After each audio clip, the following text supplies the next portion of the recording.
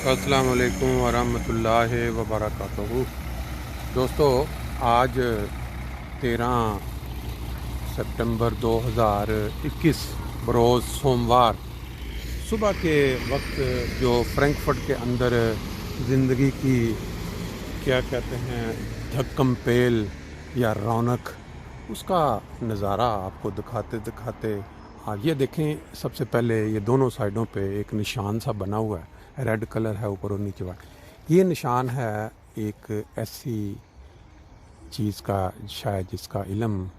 वो जो गाड़ी चलाते हैं लोग दुनिया भर में उनको हो। ये मेन सड़क है, लेकिन इसके अंदर ये जो सड़क जा रही है, ये सड़क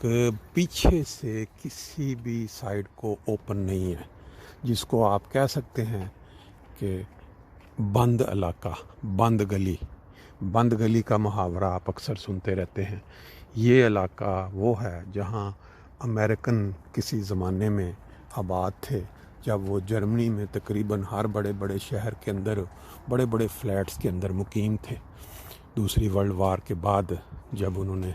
जर्मन वालों को नीचे गिराया, तो अब ये इलाका ये है कि आम लोगों की इस्तेमाल में आ चुका है। और घरों की जो बनावट है या अंदर इन घरों के जाएं या इनके पिछवाड़े बैक पे देखें, बड़ी बड़ी गार्डन खुली जगह है। दिखाते दिखाते आपके साथ चंद बातें सुबह के वक्त चलती रहेंगी। कल एक बहुत ही ज़बरदस्त प्रोग्राम हुआ, आपने उसकी हाइलाइट्स, उसकी वीडियोस देखी। वो जो प्रोग्राम था वो TI college old students association of Germany के दोस्तों का आपस में मिल बैठने का प्रोग्राम था, एक ग्रिल पार्टी की सूरत में। और ये प्रोग्राम चंद दोस्तों ने प्राइवेट तौर पे फिनांस किया था, और ये बहुत ही आला तर्ज पे ऑर्गेनाइज था। 30-35 जो पुराने स्टूडेंट रहे TI कॉलेज में, वो और चंद एक दोस्त जो एजाज़ी मेंबर हैं, डोनर्स हैं, उन लोगों के लिए जो पाकिस्तान में अब आला तालीम के अहल हैं, लायक बच्चे हैं, मगर उनके लिए वो सोर्सेज नहीं हैं कम पैसे की वजह से। तो फिर ये जो TI college old students association Germany के जो मेंबर्स हैं, वो फिर यहाँ अपना सालाना इस्तात के मुताबिक उसके अंदर कुछ पार्टिसिपेट करते हैं, और वो स्कॉलरशिप की शक्ल में उनको बाकायदा इंतज़ाम के तहत उनका वजीफ़ा मुकर्रर होता है उन बच्चों का। वो फिर अपनी आला तालीम जो है उसको जारी रख सकते हैं। इस प्रोग्राम की खूबसूरती आपने मुलाज़ा कर ली होगी कल की वीडियोस में, जिसके अंदर बहुत ही पुरतकल्लफ़ तरीके से खातर तवाज़ो की गई दोस्तों की, और उसके अंदर चंद अच्छी अच्छी बातें भी दोस्तों ने बयान की, वो भी आपने सुनी होगी। फिर जो सबसे एक दिलचस्प चीज़ या ईमान अफरोज़ बात या वाक़या कह लें, वो हमारे एक बुज़ुर्ग हैं चीमा साहब, उन्होंने जो बयान किया वो आज की वीडियो के एंड पे आप सुनेंगे कि किस तरह खुदा ताला जो है वो अपना क्या कहते हैं एक इजहार करता है या अपना दिखाता है कि खुदा ताला बड़ा गयूर है अपने उन लोगों के लिए जो खालिस हैं, अल्लाह ताला की इबादत खालिस होके करते हैं। ये जर्मनी में ये एक इलाका है रोडरमार्क, फ्रैंकफर्ट से कोई 30-35 या 40 किलोमीटर पे। तो वहाँ वो बयान कर रहे थे कि किस तरह वो एक बिल्डिंग के अंदर जो किसी गालबन दोस्त की थी, नीचे उस जगह खाली, तो वहाँ जुम्मा पढ़ा करते थे बाकी दोस्तों के साथ, और नमाज़ें होती थी। तो वो बिल्कुल चर्च के करीब थी, और लोग जो थे वो दूसरे जो लोग थे वो उससे बड़ा डिस्टर्ब होते थे। वो उन्होंने शिकायत करके इंतज़ामिया को, तो उन्होंने वहाँ पे पाबंदी लगवा दी कि इस जगह के ऊपर जो वो जो बिल्डर था, जो मालिक था उस बिल्डिंग का, जैसे ही उसने اپنے احباب جماعت احمدیہ جو اس وقت جرمنی میں تقریباً 40-50 ہزار کی تعداد میں ہیں، ان میں سے جو چند دوست اس علاقے میں رہتے تھے ان کو منع کر دیا کہ بھئی آپ نے نمازی، میں آپ کو ساتھ ساتھ جو گھر دکھا رہا ہوں یہ وہ گھر ہیں جو امریکن سٹائل میں ہم ان کو کہتے ہیں، کھلے گھر ہیں۔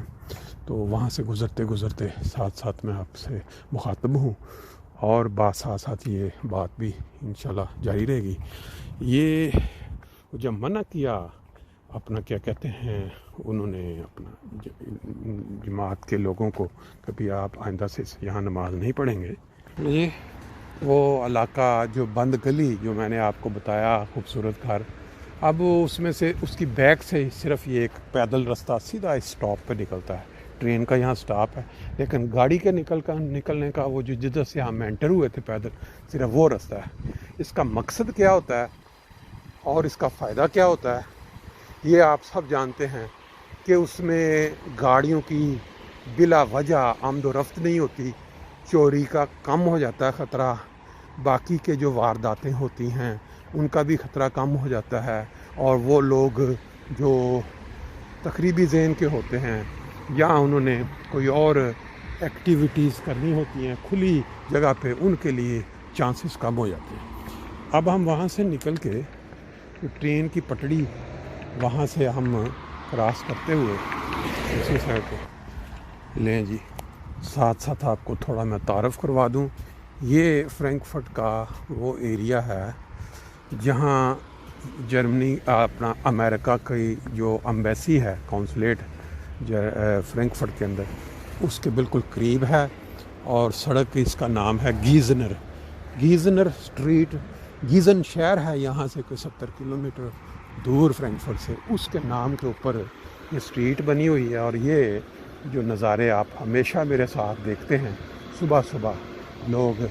اپنی روزی روٹی کے لیے ٹرینوں، بسوں، کاروں کے ذریعے، اور یہ مکانات جو سائڈوں پہ دیکھ رہے ہیں یہ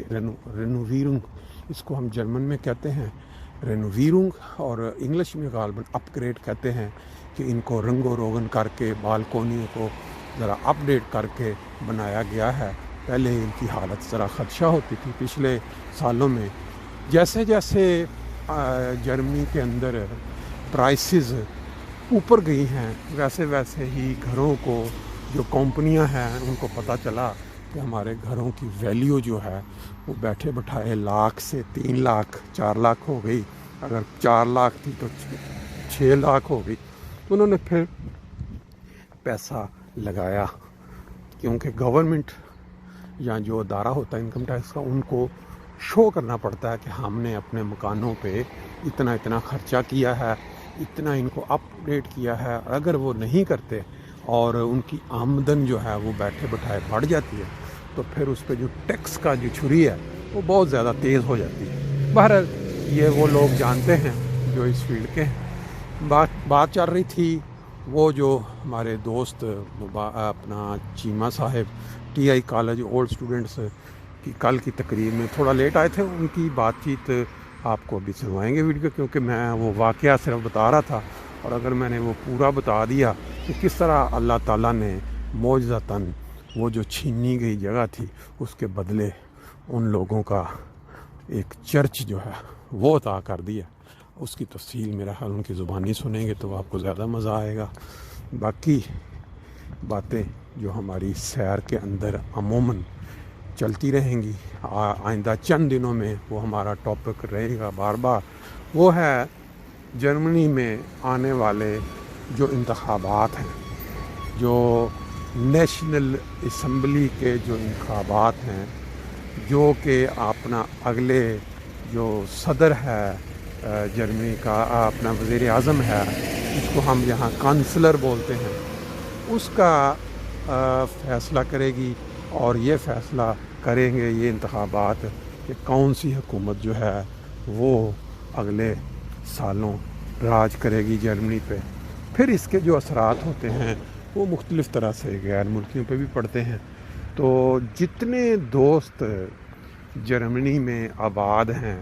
جن کو اس حکومت نے مہربانی کرتے ہوئے نیشنلٹی دی، یہاں رہنے کا حق دیا، آپ سب کو پتہ ہے، بڑی اچھی طرح سب جانتے ہیں کہ ہے تو یہ کرسچین ملک، عیسائی ملک، لیکن جو انسانی حقوق کا جو خیال رکھنا، بنیادی حقوق، وہ ان مسلم کنٹریز سے بالکل کمپلیٹلی ڈفرینٹ ہے۔ آپ عرب کنٹری کسی میں چلے جائیں تو وہاں آپ کو تصور کریں کہ آپ کو نیشنلٹی بھی مل جائے اور آپ کو وہ حقوق بھی مل جائیں جو وہاں کے مقامی جو لوگ ہیں وہ والے کبھی کوئی تصور نہیں۔ لیکن ان ممالک میں، یہ یورپین ممالک لے لیں یا وہ ترقی یافتہ آسٹریلیا ہو گیا، امریکہ، کینیڈا ہو گیا، کیا وجہ ہے